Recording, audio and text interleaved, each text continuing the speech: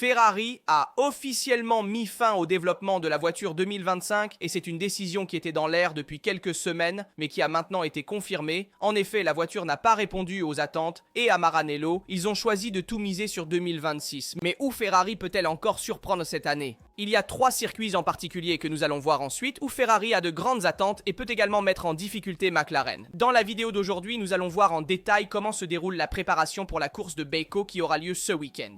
Allons voir le choix des pneus Pirelli. Nous devons analyser les décisions de la fédération pour l'année prochaine, tant sur les courses sprint que sur les divers appendices aérodynamiques. Et à la fin, nous allons voir comment travaille un ancien de Ferrari. Avant de commencer, je vous prie de laisser un like de soutien, de vous abonner et d'activer les notifications pour ne manquer aucune vidéo sur le thème de la Formule 1 et de Ferrari.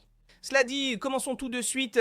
La saison 2025 de Ferrari avait débuté avec de grandes promesses, mais déjà à Melbourne, en mars, il était clair que quelque chose n'allait pas. À partir de là, l'équipe a apporté des mises à jour continues, des packs aérodynamiques, un nouveau fond et même une suspension arrière révisée. Les résultats ne sont pas arrivés. Après plus de 6 mois de développement, à Monza est arrivée une nouvelle déception. Pas de victoire, pas de podium. C'est un sentiment général dans la zone de Reza.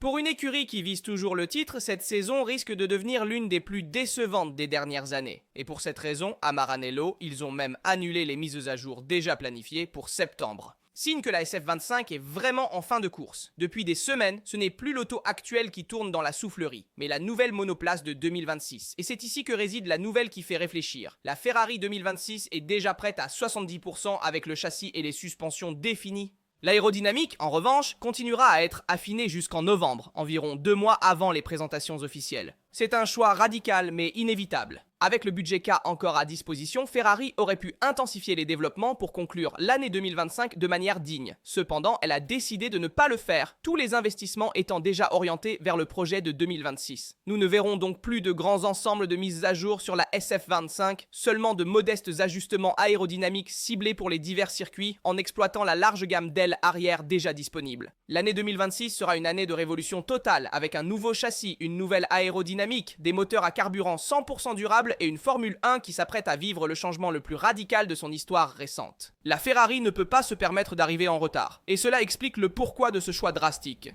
Si nous regardons en arrière, l'ère de l'effet de sol semble avoir donné un nouvel élan à Maranello. Au début, la direction était la bonne, mais entre des directives techniques de plus en plus restrictives et la capacité des rivaux à mieux exploiter le nouveau règlement, Ferrari s'est perdu. L'année 2025 le montre, alors que McLaren et Red Bull continuent de se battre au sommet, la Scuderia Ferrari peine. C'est pourquoi 2026 devient une chance historique. Nous parlons d'une monoplace déjà en avance dans son développement par rapport à ce qui a été fait avant, avec des mois de travail gagnés sur les rivaux. Le châssis ainsi que les suspensions déjà fixées à 70% constituent un signal significatif. À Maranello, ils ont compris qu'il n'est plus possible d'arriver à la dernière minute. Et mon opinion est sans équivoque, c'est un choix judicieux mais également un risque considérable. Renoncer à la partie finale de la saison signifie laisser le champ libre aux adversaires en 2025, avec le risque de perdre les supporters et les sponsors. Mais si Ferrari veut vraiment revenir à gagner un championnat du monde après des années d'attente, elle doit regarder vers l'avenir et exploiter chaque seconde disponible pour être prête pour la révolution de 2026. En somme, sacrifier le présent pour exploiter l'avenir, qui est encore tout à écrire.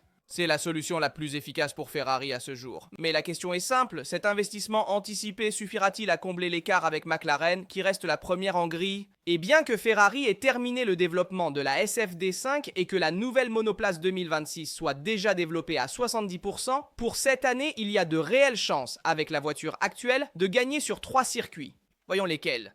Le GP d'Italie a confirmé une réalité désormais claire. La SFD5 s'est améliorée avec les mises à jour estivales, mais pas suffisamment pour combler l'écart avec les adversaires. La McLaren a continué de progresser, Red Bull s'est affirmé comme une équipe solide et Ferrari était resté coincé dans cette position inconfortable de deuxième force par intermittence, parfois même en tant que troisième force. Août semblait être le bon mois. En Hongrie par exemple, la Ferrari était passée très près du coup de maître de la victoire, avec Leclerc qui avait profité des qualifications et de l'air libre en course pour imposer le rythme.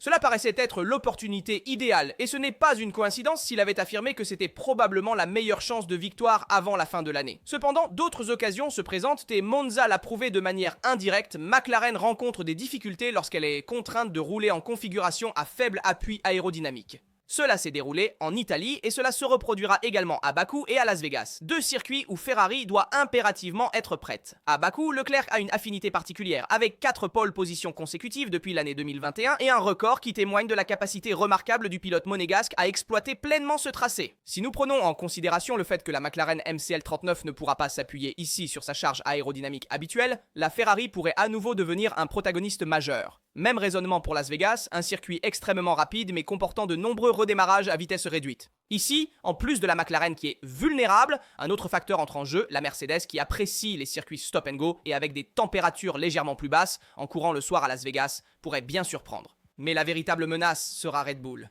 Verstappen, avec le faible appui aérodynamique, reste un adversaire redoutable, comme il l'a démontré avec la pole à Silverstone et la victoire dans le sprint de Spa, ainsi que la pole position et la victoire à Monza. La troisième opportunité pour Ferrari se présentera à Singapour. Le circuit urbain asiatique évoque fortement Monte-Carlo, où la SF25 avait brillé au mois de mai. Virage très lent, peu de temps passé à haute vitesse et un fond plat qui souffre moins. Toutes ces conditions favorisera grandement la Ferrari. Nous savons que la Red Bull éprouve des difficultés à affronter les bordures plus hautes, qui sont présentes à Singapour, donc elle pourrait y rencontrer des problèmes, comme cela a été démontré au cours de ces dernières années. Singapour est un peu plus fluide par rapport à Monaco, et cela peut cependant aider McLaren, qui excelle justement à des vitesses moyennes, mais cela reste un terrain favorable si la Ferrari sait interpréter au mieux le réglage. C'est une piste semblable à la Hongrie.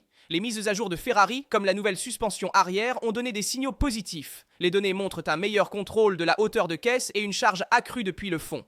Mais le problème reste le rythme de croissance. Maranello a progressé, oui, mais McLaren a progressé encore plus. C'est ici que l'on voit la différence entre ceux qui commencent l'année déjà en avance et ceux qui consolident leur avantage et doivent poursuivre. Selon moi, Ferrari doit adopter une approche opportuniste. Elle ne peut pas se permettre de penser à gagner par la force, mais doit constamment se positionner comme la deuxième force pour exploiter d'éventuels problèmes des autres.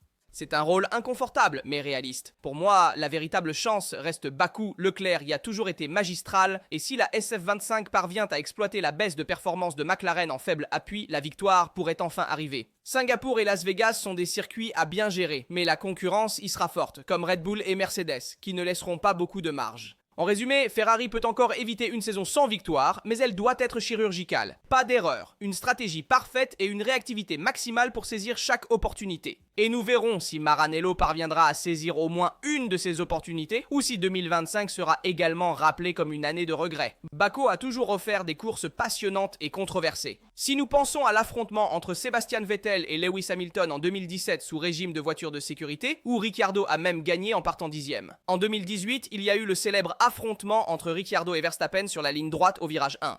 Nous nous souvenons également du pneu éclaté de Verstappen en 2021 quand Hamilton est allé loin après le redémarrage. Avec une des erreurs les plus marquantes de son histoire. Et si on parle de Leclerc, qui a décroché 4 poles d'affilée, mais n'est monté sur le podium qu'en 2024 derrière Piastri. Mais allons voir les pneus que Pirelli apporte pour ce circuit et comment les équipes se préparent. L'idée de Pirelli est claire, ouvrir les portes est une stratégie, 2 arrêts au stand pour Bakou. En effet, à Bakou, il y a généralement peu de dégradation et peu d'adhérence. Avec le pneu 2024, les équipes avaient trouvé la gestion de la course plus facile avec un seul arrêt. Cette année, en revanche, avec le compound, moins sujet au graining, la fenêtre s'élargit, théoriquement à des scénarios plus variables. Nous nous souvenons en 2024 lorsque Gasly a fait 50 tours avec les pneus durs, avant de monter les tendres à l'avant-dernier passage. Mais attention, cette année, les pneus C4, C5 et C6 seront apportés un cran plus tendre par rapport à l'année dernière. Donc si l'année dernière, tout le monde a opté pour une stratégie à un arrêt, cette année, on peut envisager une stratégie à 2 arrêts. Cela dépendra beaucoup de la consommation des pneus et des températures de la piste.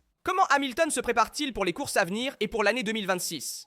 Découvrons-le ensemble. Dans le classement actuel, Lewis accuse un retard de 46 points sur Charles Leclerc, qui a déjà réalisé 5 podiums. La seule satisfaction pour l'Anglais est la victoire dans le sprint de Shanghai, tandis que le dimanche, le podium n'est jamais arrivé, ce qui illustre une adaptation difficile à une Ferrari complexe à interpréter. Hamilton explique que dans sa carrière, rien n'a jamais été immédiat, il y a eu des moments compliqués, même pire que celui-ci. Chez Mercedes, il participait à un processus de développement progressif qui lui permettait de connaître la voiture de fond en comble. Avec la SF25, en revanche, pour être véritablement rapide, il est nécessaire de conduire d'une manière qui n'est pas naturelle, éloignée de son instinct. Pendant le week-end, le ressenti s'améliore progressivement tour après tour et la confiance s'accroît. Le rythme se perfectionne, la performance s'accroît, mais le début est souvent ardu et cela empêche de bâtir un week-end solide dès le vendredi. Pour cette raison, pour Hamilton, l'objectif de 2026 est de le ramener au volant d'une voiture familière, capable de mettre en valeur ses qualités sans forcer son style. Les nouvelles règles techniques représentent pour lui l'occasion de se réentraîner et de partir sur des bases plus solides avec l'équipe. Aucune méfiance dans le choix de Ferrari, mais la conscience que le chemin est long. L'objectif déclaré est de redéfinir la relation compétitive avec la rouge. La voiture de 2026 devra être naturelle à conduire, afin de remettre Lewis dans les conditions d'exprimer le maximum de son ADN au volant. Et en parlant de 2026, la proposition de modification des ailes a été rejetée. Voyons ensemble de quoi il s'agit. La semaine dernière, juste après le GP d'Italie, une réunion s'est tenue à Genève entre la FIA et les techniciens des équipes pour discuter de certains aspects réglementaires liés aux monoplaces de 2026 lorsque la nouvelle révolution technique entrera en vigueur. L'un des principaux sujets était la possibilité de modifier les réglementations sur les ailes, tant avant que arrière. L'objectif était de simplifier le développement d'un domaine extrêmement délicat comme l'aérodynamique mobile, qui sera central dans les voitures de nouvelle génération.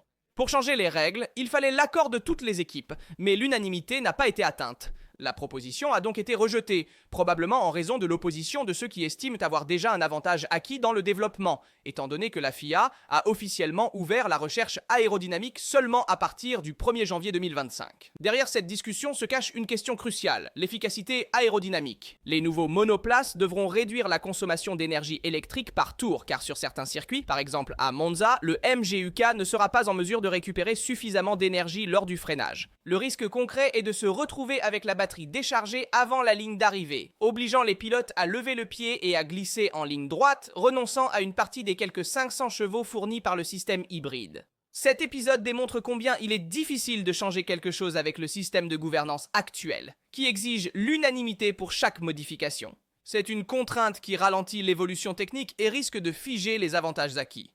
Ce n'est pas un hasard si Stefano Domenicali insiste depuis longtemps sur la nécessité de revoir l'architecture de gestion de la Formule 1. Selon moi, l'absence de modification des règles concernant les ailerons est un signal clair. Ceux qui ont aujourd'hui un avantage sur le plan aérodynamique ne veulent pas céder de terrain. C'est compréhensible, mais cela risque de pénaliser le spectacle et la compétitivité de 2026. Le problème est que le nouveau règlement naît avec des limites déjà évidentes. Une batterie à la limite, une récupération d'énergie compliquée et la nécessité d'une aérodynamique hyper efficace. Bloquer dès le départ la possibilité de rendre les développements plus flexibles risque de se traduire par des courses plus tactiques que spectaculaires, avec des pilotes contraints de gérer l'énergie plutôt que de vraiment pousser. Et si la Formule 1 souhaite éviter de se transformer en une compétition d'économie, la FIA ainsi que les équipes devront avoir le courage de réexaminer ces règlements. Attendre jusqu'à l'année 2026 sans apporter d'adaptation pourrait s'avérer être un choix extrêmement dangereux, et pour l'année 2026, de nouvelles courses sprint ont aussi été décidées et seront mises en place. En effet, le nombre de courses sprint augmente et les circuits changent également. Il y aura 6 week-ends avec le format du samedi comprenant la course sprint, mais avec quelques nouveautés importantes. On commence avec Shanghai et Miami confirmés pour la 3e saison consécutive avec le week-end avec la course sprint. En juillet, Silverstone reviendra, le circuit qui avait accueilli la première course sprint en 2021 et les véritables nouveautés sont cependant à Montréal, Zandvoort et Singapour qui entreront pour la première fois dans le club des courses courtes. Spa, Austin et Los Isles seront donc retirés. Et pour la toute première fois, il n'y aura pas de course sprint au Brésil. Selon Liberty Media, les courses sprint ont significativement augmenté l'audience. En 2024, l'audience télévisuelle des week-ends de course sprint a enregistré une augmentation moyenne de plus de 10% par rapport au Grand Prix traditionnel. Les sessions de sprint ont connu une hausse de 23% des audiences globales. En 2025, la première victoire de Hamilton avec Ferrari à Shanghai, en Chine, a provoqué un véritable boom d'audience avec une augmentation de 84% dans les 15 principaux marchés par rapport à l'année précédente. En somme, les courses sprint plaisent aux diffuseurs et apportent des chiffres qui incitent la Formule 1 à maintenir le format. Et Stefano Domenicali a déclaré que le format des courses sprint a continué de croître depuis 2021. Avec 3 nouveaux lieux, la saison 2026 sera encore plus passionnante. Année qui inaugurera la nouvelle ère réglementaire. Ben Sulayem a ajouté « Les courses sprint offrent des courses à haute intensité et un divertissement supplémentaire. Il est positif de voir de nouveaux circuits aux côtés de ceux déjà traditionnels. De mon point de vue sur le spectacle télévisé et le marketing, les courses sprint fonctionnent. Elles attirent l'audience, la visibilité et maintiennent l'attention élevée le samedi. Les données ne mentent pas. Mais en tant que passionné du circuit et du week-end classique, que je préfère de loin au week-end de la course sprint, je reste convaincu que toutes les pistes ne sont pas idéales pour la course sprint. Zandvoort et Singapour sont déjà des circuits spectaculaires pour le dimanche, doubler l'action risque de diminuer l'attente pour le GP principal. En revanche, il aurait été intéressant de maintenir Spa, qui avec un temps variable et un tracé unique aurait rendu la course sprint plus imprévisible. En résumé, Les courses sprint sont là pour rester en 2026 et en 2027, elles augmenteront probablement encore, mais le choix des circuits reste crucial. S'il est bien calibré, il peut valoriser le week-end, mais s'il est mal choisi, il risque de diluer le charme de la course du dimanche. Je suis curieux de connaître votre opinion sur les courses sprint et sur ces changements, y compris de circuits prévus pour 2026. Mais avant de conclure la vidéo, nous devons écouter les paroles d'Enrico Cardile. En effet, l'ancien technicien de Ferrari s'est exprimé sur Aston Martin et sur l'avenir qui s'annonce. Lawrence Stroll n'a pas caché ses ambitions. Avec le nouveau règlement à l'horizon, Aston Martin souhaite devenir un acteur majeur. Pour ce faire, elle s'est assurée les services de deux grands noms. Adrian Newey, génie de l'aérodynamique. Et maintenant, Enrico Cardile, ancien directeur technique de Ferrari. Cependant, malgré les attentes, tout le monde ne croit pas que 2026 sera l'année du saut immédiat. Ricardo Patrese lui-même, après avoir parlé avec Newey à Goodwood, a déclaré qu'il ne pense pas pouvoir se battre immédiatement pour le titre. Il leur manque encore quelque chose. Et Cardile s'est présenté avec enthousiasme dans le nouveau campus de Silverstone. Il a dit « Je suis vraiment heureux d'avoir rejoint cette équipe ».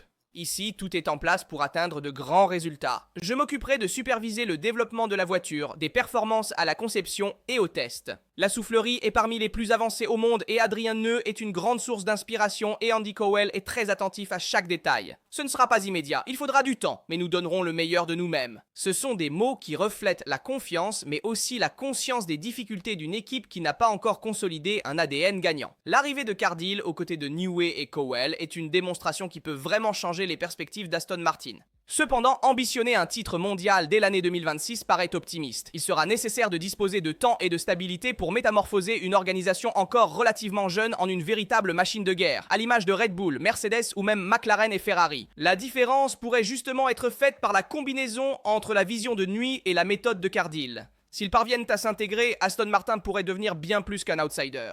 Pour l'instant, la sensation est à que 2026 sera l'année de la croissance plus que celle de la consécration. Le véritable saut, si jamais, pourrait arriver en 2027, en 2028, lorsque l'expérience accumulée portera ses fruits. Dites-moi dans les commentaires ce que vous pensez des sujets abordés dans la vidéo. Comme toujours, je vous rappelle de liker, de vous abonner et d'activer les notifications pour ne rien manquer sur la Formule 1 et Ferrari. Ici chez Last Tuto, nous aurons l'opportunité de nous